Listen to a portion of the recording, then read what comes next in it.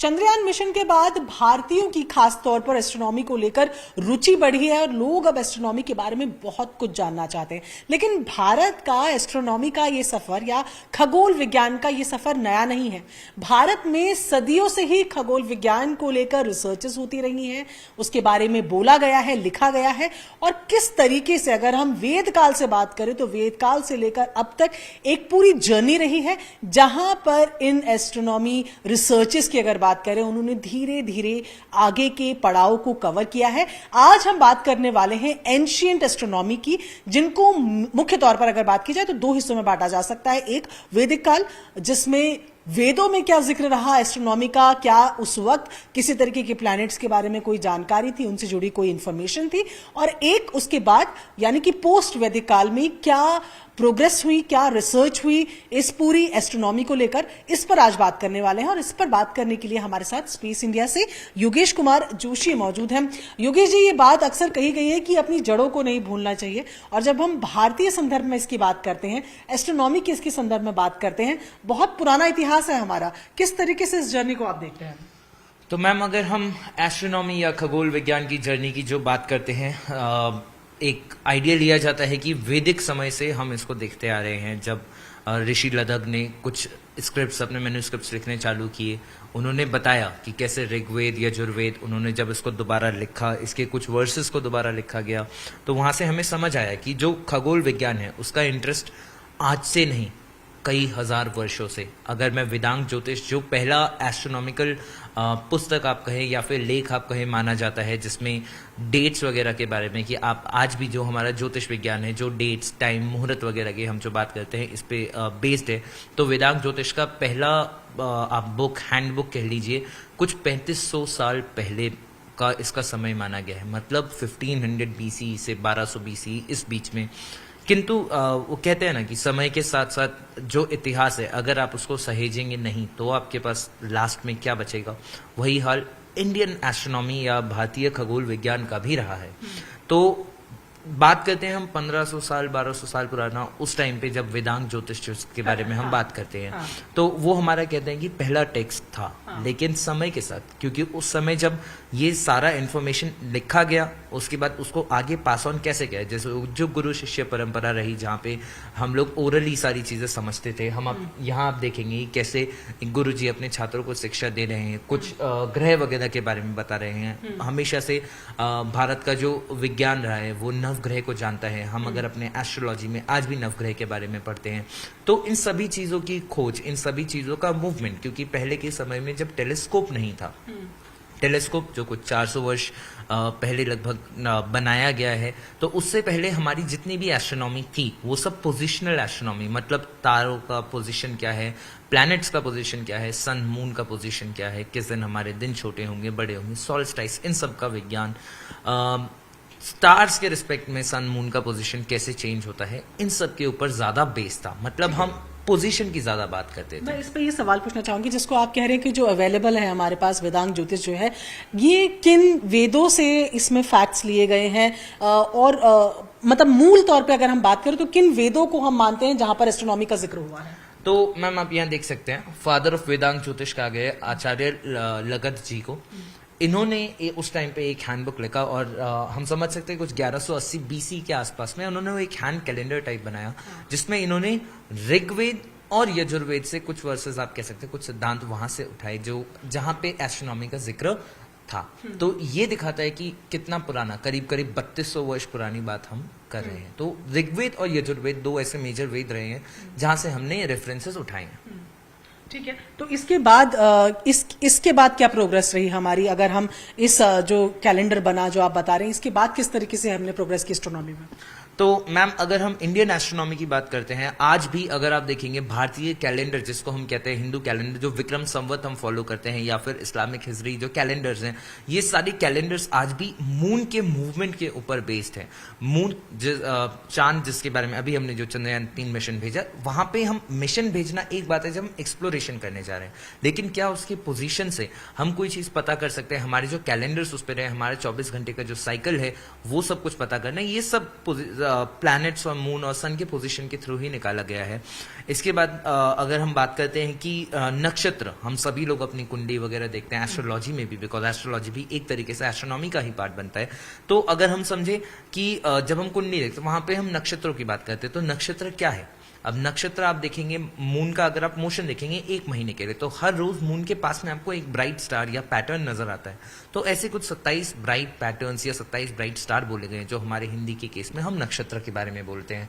आर्यभट्ट की तरफ हम जाते हैं, जो सबसे मेजर कॉन्ट्रीब्यूशन हम एस्ट्रोनॉमी की बात करते हैं, जहां पे हम वैल्यू ऑफ पाई, जो आज भी बहुत ज्यादा जरूरी है, कैलकुलेशन में मैथ्स का एक बहुत इंपॉर्टेंट टूल है, शून्य की खोज, ये सभी चीजें, इनका क्रेडिट जाता है आर्यभट्ट जी को। लेकिन ये टाइम पीरियड आ चुका है आपका 5th और 6th सेंचुरी एडी, मतलब आज से कुछ 1500 वर्ष पहले। तो इस बीच में जो भी हमारे डेवलपमेंट हुए, उस टाइम में डेवलपमेंट मेजरली जो पहले हमारे पास रहा होगा, उसी को आगे धीरे धीरे बढ़ाया गया होगा। कुछ रिसर्च नहीं करी गई होगी, लेकिन हिस्ट्री को कितना सहेजा गया, तो उसका अंदाजा हम यहीं से लगा सकते हैं। हमारे पास आर्यभट्ट जी, उसके बाद भास्कराचार्य जी, वराहमिहिर जी, इन सब के रिकॉर्ड्स मौजूद हैं, इन सब की लिखित किताबें, इनके प्रिंसिपल्स मौजूद है, जो करंट समय में वेस्टर्न वर्ल्ड ने भी सेम चीजों को फॉलो किया, दोबारा से री इंट्रोड्यूस किया इंडियन सिस्टम में ही। लेकिन हम रूट्स की जहां बात करते हैं, तो जैसे अभी काफी बारी कहा जाता है कि हमें अपने रूट से जुड़े रहना चाहिए, तो अगर हम अपने रूट से जुड़ते हैं तो वहां पे एस्ट्रोनॉमी का भी एक बहुत इंपॉर्टेंट चीज निकल के आता है, जहां पे आर्यभट्ट जी ने जैसे शून्य की खोज, पाई की खोज, इसके अलावा सबसे महत्वपूर्ण हम बात करते हैं एस्ट्रोनॉमी में, तो सबसे पहले दिमाग में जो आता है वो ग्रहण के बारे में बातें आती है। ग्रहण को लेके काफी कुछ मिथ्स हैं जो आज भी बहुत पॉपुलर है, कि आपको खाना नहीं खाना वगैरह वगैरह वगैरह। तो ऐसे जितने भी मिथ्स हैं, आज हम मिथ बस्टिंग करते हैं। लेकिन उस समय में कुछ 5th 6th सेंचुरी एडी, जब टेलीस्कोप्स नहीं थे, जब बहुत ज्यादा साइंटिफिक इंस्ट्रूमेंट अवेलेबल नहीं थे, लेकिन अपनी नॉलेज, अपनी रिसर्च के बेस पे आर्यभट्ट जी ने हमें उसका साइंटिफिक एक प्रूफ दिया था, कि साइंटिफिक एक्सप्लेनेशन बताया था कि सूर्य ग्रहण कोई राहु केतु का सूर्य को खाना नहीं, बल्कि चंद्रमा का धरती और सूर्य के बीच में आना है। तो ये दिखाता है कि हमारी कितनी रिच हिस्ट्री रही है एस्ट्रोनॉमी में, और ना कि सिर्फ आर्यभट्ट जी। इसके बाद अगर हम जाते हैं तो भास्कराचार्य जी, इसके बाद हम जाते हैं ये नक्षत्र का कॉन्सेप्ट जो over the period of time आया, जहां पे हम देखते हैं 27 आपके नक्षत्र और इसको 12 हमारे सन साइंस। तो ये सभी चीजें, Jantar Mantar down the line हमारा बना। हम और बात कर सकते हैं वराहमिहिर जी के बारे में, जिन्होंने एंशिएंट एस्ट्रोनॉमी में हमें काफी सारे कॉमेट्स के बारे में हमें बताया, उसके ऑब्जर्वेशन करके हमें बताया।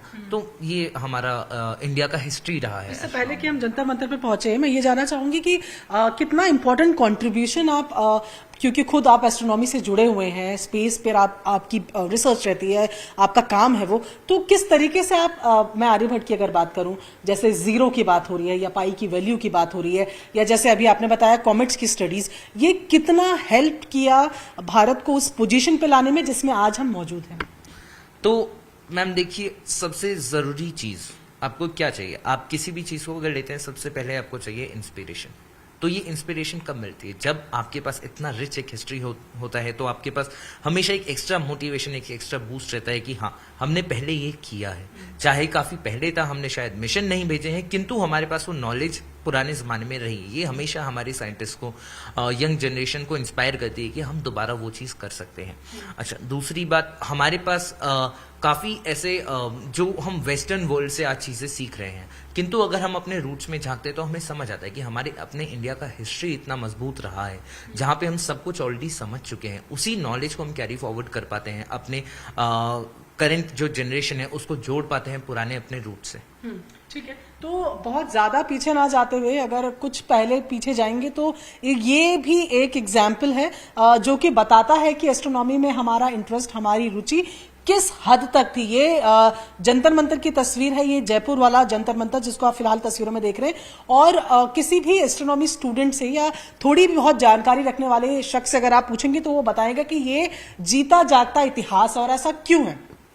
तो मैम बात करते हैं, जब हम एस्ट्रोनॉमिकल कैलकुलेशंस की बात करते हैं, मान लीजिए आपको प्लैनेट्स के पोजीशन देखने हैं, या सूर्य का पोजीशन देखना है, चंद्रमा का पोजीशन देखना है, तो उसके लिए आपको इंस्ट्रूमेंट्स चाहिए। कुछ 1700 के आसपास में सवाई राजा जय सिंह जी ने देखा कि जो उस टाइम पे जो करंट एस्ट्रोनॉमिकल टेबल्स थे उसमें कुछ गलतियां थी। अब उसको ठीक करने के लिए उस जमाने में जो ब्रॉन्ज के, कॉपर के, उनके जो छोटे इंस्ट्रूमेंट थे वो इतने केपेबल नहीं थे कि उससे वो आप टेबल्स अपने ठीक कर पाए। तो उनको एक नीड महसूस हुई, उनको ये समझ आया कि मुझे बड़े इंस्ट्रूमेंट बनाने, तो उन्होंने इतने बड़े इंस्ट्रूमेंट्स बना दिए जहां पे आप आसानी से 2 सेकंड के रेफरेंस में भी टाइम मेजर कर सकते हैं। सन का पोजीशन आप एक्यूरेटली करंट पोजीशन मेजर कर सकते हैं। पूरे साल भर में सन सिर्फ शैडो देख के आप बता सकते हैं कि उसका पोजीशन कहां पे है। तो ये सभी इंस्ट्रूमेंट आप देखेंगे, करीब यहाँ पे 21 डिफरेंट इंस्ट्रूमेंट्स है जो जंतर मंतर जयपुर में मौजूद हैं।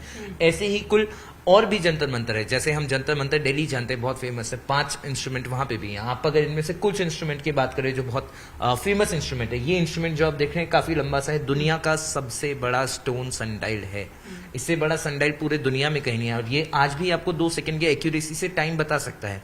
दूसरी बात आप यहाँ देख रहे हैं एक और इंस्ट्रूमेंट, राम यंत्र इसको हम बोलते हैं। इस यंत्र के थ्रू आप सन का लोकल कोऑर्डिनेट बता सकते हैं। एंड मैं ये आज की बात नहीं कर रहा हूँ, मैं बात कर रहा हूँ आज से कुछ 300 वर्ष पुरानी, जब आप प्लैनेट्स की पोजीशन वगैरह देखते थे। इनका बहुत महत्वपूर्ण रोल हो जाता है जब आप पंचांग वगैरह बनाते हैं, उसमें जब आप पोजीशंस लिखते हैं तो इनका काफी अच्छा खासा रोल रहा है। ठीक है, और इसके बाद से तो हमें मालूम ही है कि किस तरीके से हम आगे बढ़ते गए।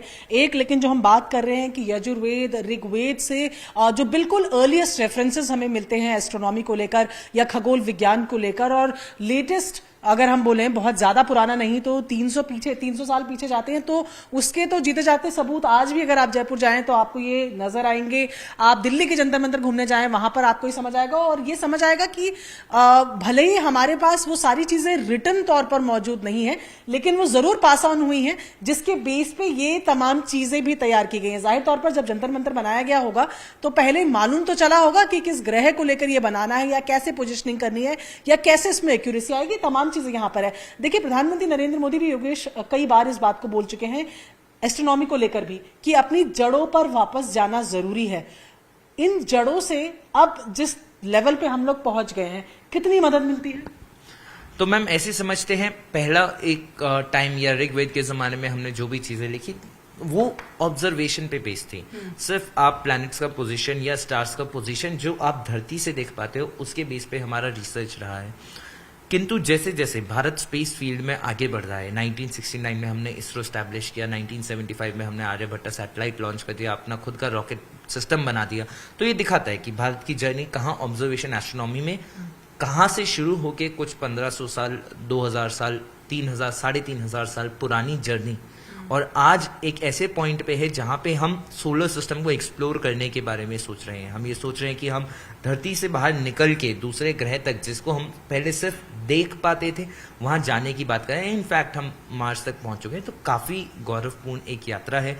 अगर मैं सिर्फ और सिर्फ करेंट कंट्रीब्यूशन की बात करता हूँ कि 10-15 साल में हमने क्या किया, तो हमने धरती से बाहर निकलना सीखा। लेकिन अगर आप ओवरऑल जर्नी समझना चाहते हैं तो इसके लिए बहुत जरूरी हो जाता है कि हम अपने जड़ों से जुड़ें, हिस्ट्री को समझें, और पुराना जो टेक्स्ट रहा है, रिच इंडियन एस्ट्रोनॉमिकल टेक्स्ट जो रहा है, हम उसको एक बार जानें ताकि हमें समझ आए कि कितनी जर्नी हम कर चुके हैं।